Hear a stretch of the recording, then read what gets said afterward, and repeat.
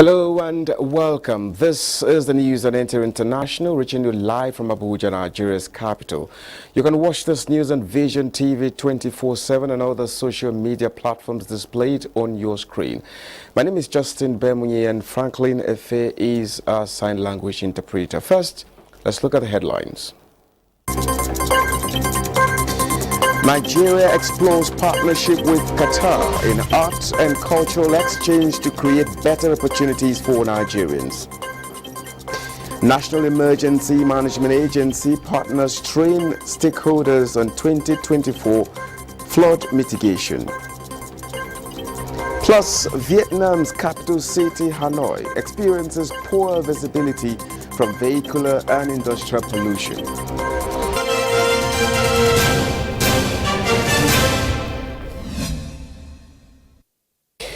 Nigeria's Minister of Art, Culture and the Creative Economy, Hannatu Musawa, has expressed optimism that Nigeria's partnership with Qatar in areas of art and cultural exchange will create better opportunities for Nigerians in the future.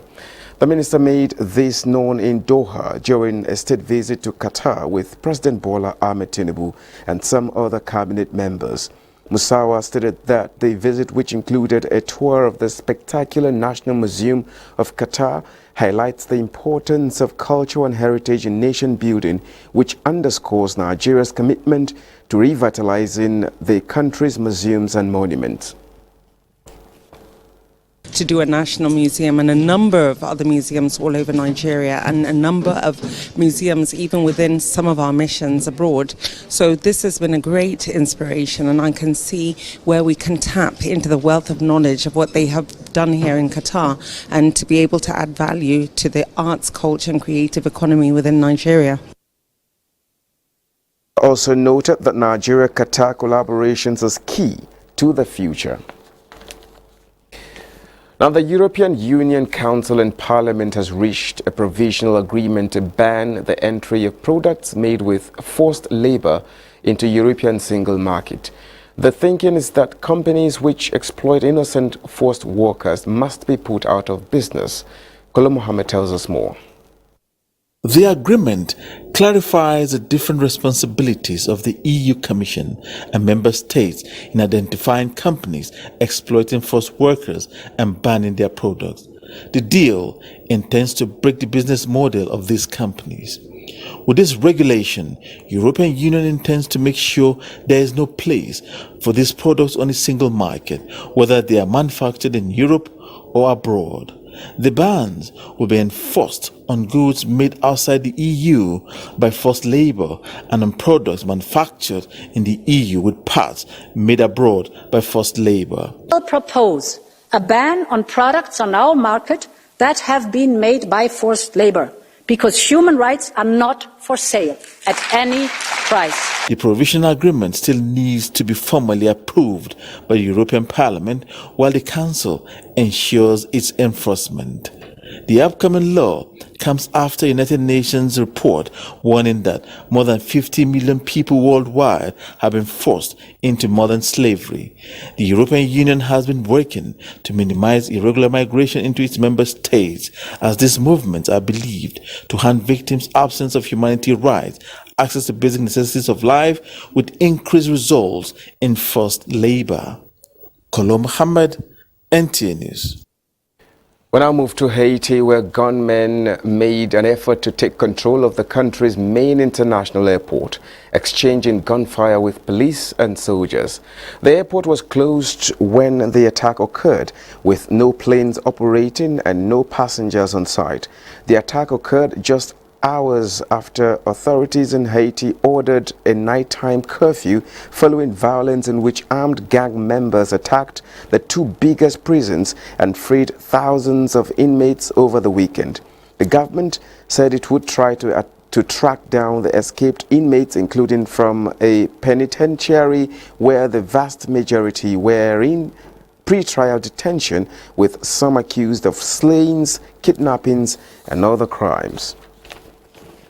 Now, Vietnam's capital city, Hanoi, is enveloped in reduced visibility due to air pollution caused by high levels of particles from vehicle emissions and construction-linked fine dust. And Kolo Mohammed again tells us more. Early Tuesday, levels of hazardous small particles known as PM2.5 saturated the atmosphere in Hanoi and were at 187 micrograms per cubic meter. It is the highest amongst a list of polluted international cities, according to data from Air Visual that provides independent global air pollution information via a phone application. Residents and officials say Hanoi's pollution is caused by a large number of pollutants from personal vehicles and fine dust from all construction sites. In 2021, a World Bank report said emissions from Hanoi's 8 million registered vehicles make up 30% of air pollution and industry emissions another 30%. Eventually, the pollution will affect people's respiratory system, making people feel sick or even suffocated. Nearly 100 flights to and from the international airport are regularly delayed or diverted to other cities due to heavy fog and worsening air pollution. Kolo Muhammad, NTA News. Now, the Chairman Board of Trustees of the Nigerian Muslim Forum, United Kingdom, Dr. Abdallah Shehu, has called on Nigerians to uphold unity and tolerance to engender national development. He made this known at the just concluded annual general meeting of the association in Derby, United Kingdom. Correspondent Olawale Hamzat reports. The Nigerian Muslim Forum, UK, recently held its annual general meeting in Derby, United Kingdom. The gathering provided a platform for members and executives of the association to review activities within the year and discuss issues of common interest as it concerned the welfare of its members. The chairman, Board of Trustees of the Forum, Dr. Abdallah Shehu, admonished the Muslim Ummah to continue to play their role in Nigeria's development. We should not define people by anything other than they are our brothers and sisters. And any differences are something that we can overcome. We may have different views, different upbringings, different experiences in life, but we should have one common objective: respect one another, love one another, and do things to the community, not just for your benefit, but for everybody else. Because if everyone else in the world does that, the world would have been a very different place. The event hosted some dignitaries, notably the Deputy Mayor of Derby City Council, renowned academic and Islamic scholars, philanthropists, and friends of Nigeria, among others. Actually, mashallah, the Nigerian community is a big community in the UK, and they are active. I see them, and they are trying really to have maybe more role in the society at large, which is very good. It's for us to reflect and appreciate our diversity and also ensure inclusivity in all activities that we do when it comes to serving humanity. The level of professionalism and the contribution we've made to this great country. And the same is with North America. We have the highest number of professionals. We are recognized as the most educated people, immigrants in America, in Canada. Awards of recognition were given to some guests and members who have distinguished themselves in their chosen endeavor. Olawale Hamzat, NTA, London. Now, back in Nigeria, the Kebbi State government is partnering with China to scale up development in major sectors of its economy. Governor Idris made this known while hosting the China-Africa Economic Promotion Council in Birnin Kebbi. Correspondent Abdullahi Muhammad Bawa reports. The China-Africa Economic Promotion Council is in Kebbi State to partner with the state government in the areas of agriculture, infrastructural development, tourism, education, and technology, among others. The leader of the delegation, Li Zhangchang, says China described Kebbi State as an agricultural hub in the country that attracts partnership for the development of the country. We hope that our visit in Kebbi could help Kebbi to develop the infrastructure and boost the economic development. Governor Idris says his administration is ready to partner with foreign investors for the good of the state.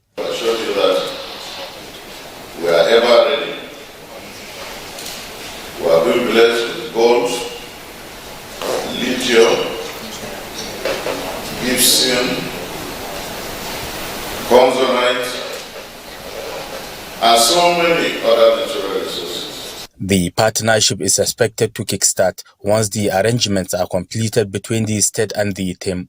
In Birnin Kebbi, Abdul Mohammed Bawa, NTA News.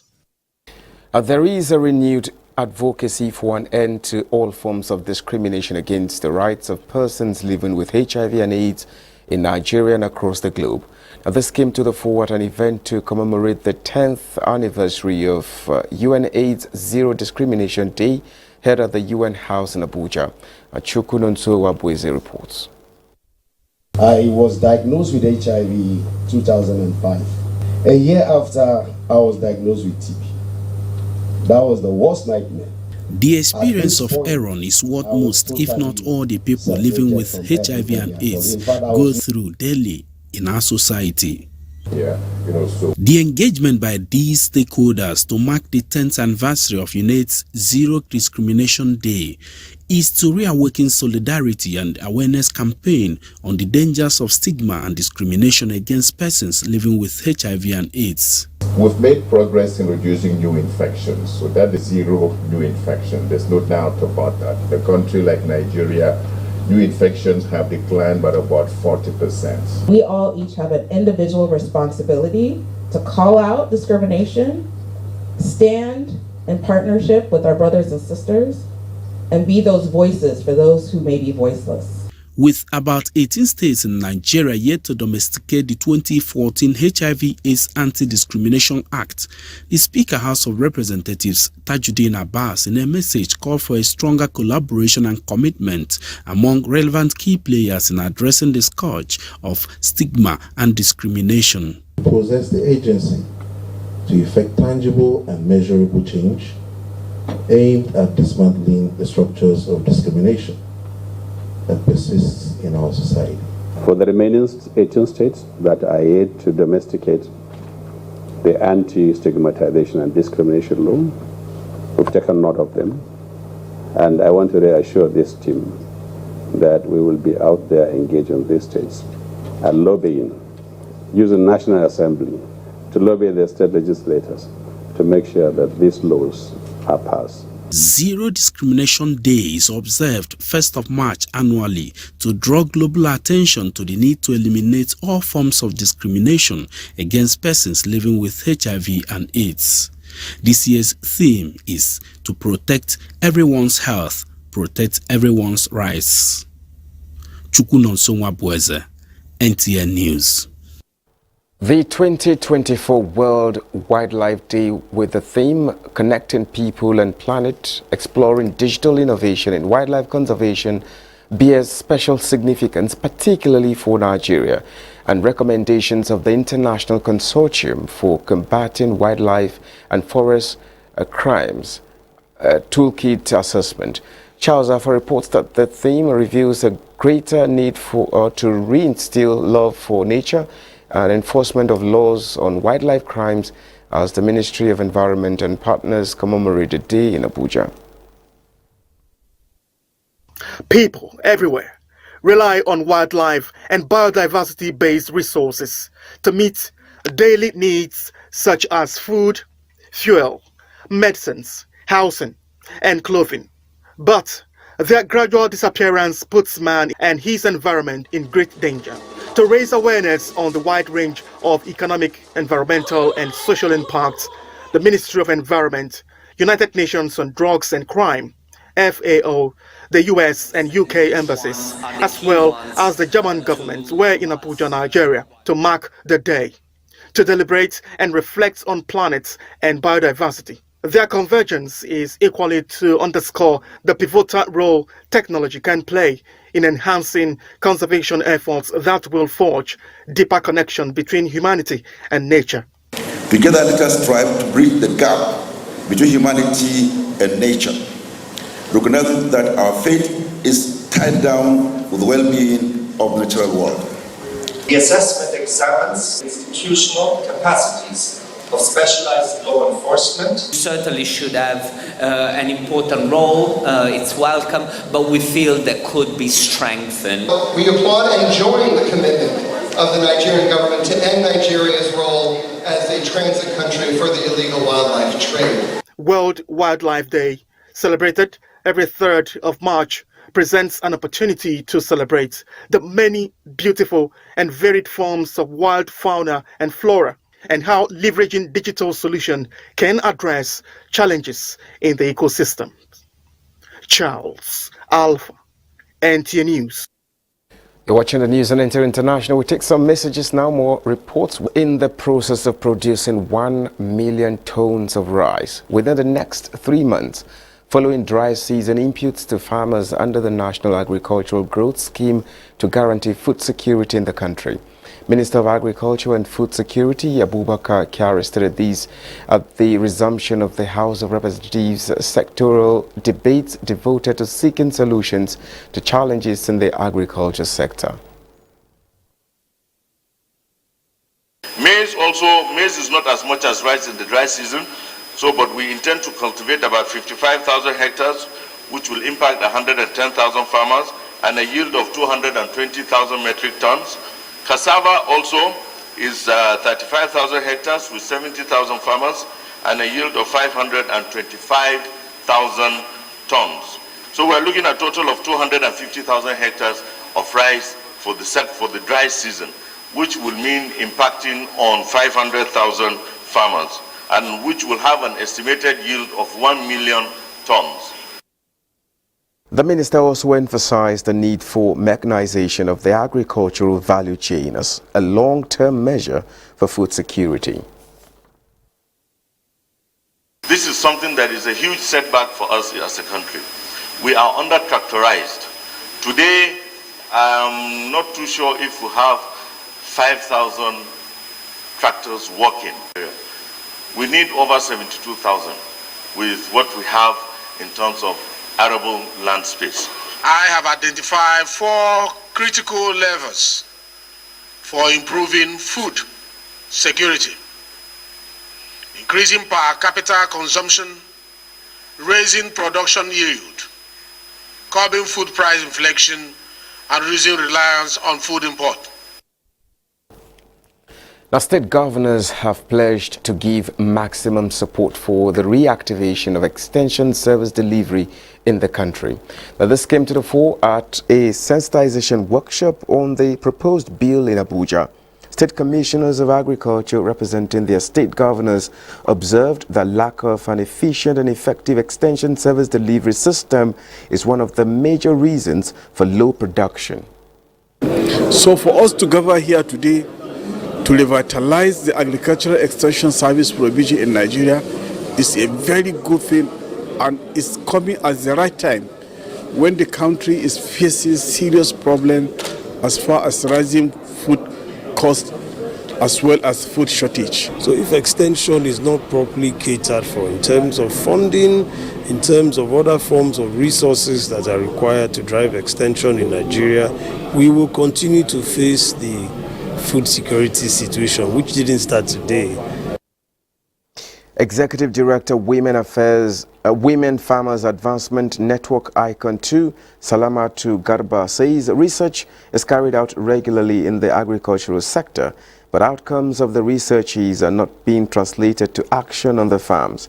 She says the bill, if enacted into law, will enhance agricultural activities in the country. Like suggestion of the technical committee in agriculture at the 3 tiers of government, who should be member? Youths, physically challenged, and so on, those that really need to be there. Let us craft it into the bill so that we know who is there. What will be the tenure? What will be the total value of fund we're looking for from federal government? So at what stage would we sit down and say this is a percentage to go to agriculture, which is the... The federal government has expressed sadness over the low utilization of several research outcomes that would have propelled Nigeria into a technologically developed nation. Minister of Innovation, Science and Technology Uche Naj expressed his concerns at a press briefing where he announced the 2024 Technology and Innovation Expo to hold in Abuja. He lamented that many research outcomes which could have advanced Nigeria technologically are unfortunately not being fully translated into essential goods and services. Naji, however, stated that the goal of the 2024 Expo is to ensure the proper exposure of investors to Nigeria's research results, inventions and innovations for commercial gains. The primary objective of this event is to unite innovators, inventors, research institutions, universities, federal and subnational ministries, departments, agencies, polytechnics, industry stakeholders in the organized private sector, the international community, Nigerians in the diaspora, and others. This collective effort aims to promote locally made goods and services which will reduce the high cost of importation.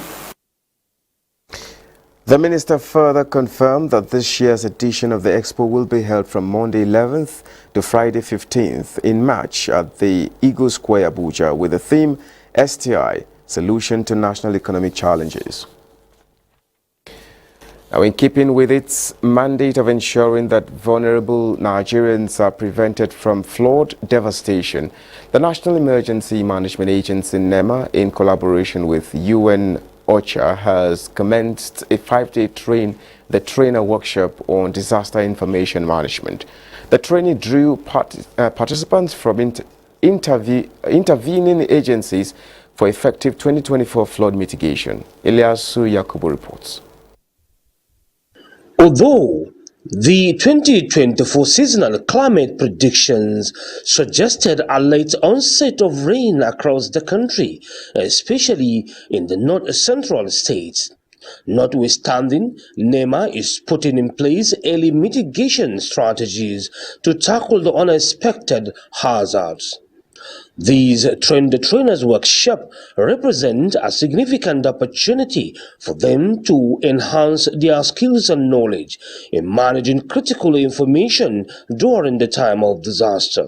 The DG NEMA said participants will be engaged in rigorous training sessions, interactive discussions, and practical exercises designed to enhance expertise in information collection, analysis, and dissemination.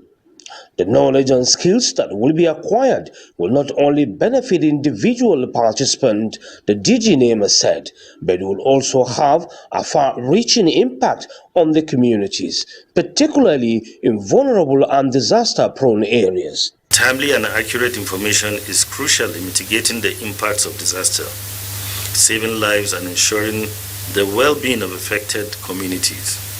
Head of Coordination, United Nations Office for the Coordination of Humanitarian Affairs, UN OCHA, Nigeria, Beatrice Lacourt, expressed the determination of the UN OCHA to continue collaboration to involve more strategic intervention and mitigation strategies to reduce the hazard of annual flood devastation.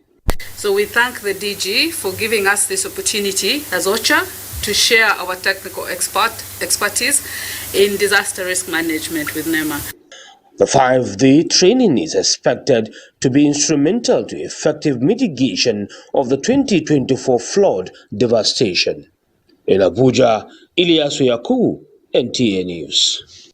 Now, President Bola Tinubu has reaffirmed that since the removal of subsidy on petrol, more funds are being made available to directly impact the lives of Nigerians through the 3 tiers of government. And this was when he received an award from the leadership group as the Person of the Year 2023. Saliu Gwanara reports. This event gave an account of stewardship by way of recognizing individuals and corporate organizations, both in the public and private sectors, for their impact on Nigeria's journey to progress and development.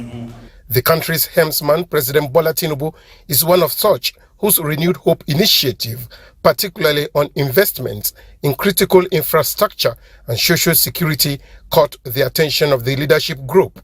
Represented by the Minister of Information and National Orientation, Mohammed Idris, the president assured better days ahead with the commitment of $30 billion in foreign direct investment into the real sectors of the economy, including manufacturing, telecoms, healthcare, and oil and gas. I have approved the disbursement of 200 billion naira through 3 new special intervention funds established to support Nigerian businesses. The first is a 50 billion naira presidential conditional grant scheme that provides business grants and loans to traders, vendors, transporters, workers, those in the ICT businesses, creatives, and artisans. Former Deputy Governor of CBN, Professor Kingsley Moghalu, restated that strategic thinking and a clearly defined philosophy are key fundamentals to economic rebirth in Nigeria. The best way to solve the economic crisis we're in now is simply to understand everything that caused and led to the crisis. Among the awardees is 22-year-old Awalu Salisu, a commercial tricycle rider known as Keke Napep in Kano, who returned 15 million naira forgotten in his keke by a passenger. In Abuja, Saliu Gwanara, NTA News. And before we go, a quick check on the weather prospect for Nigeria and other cities of the world.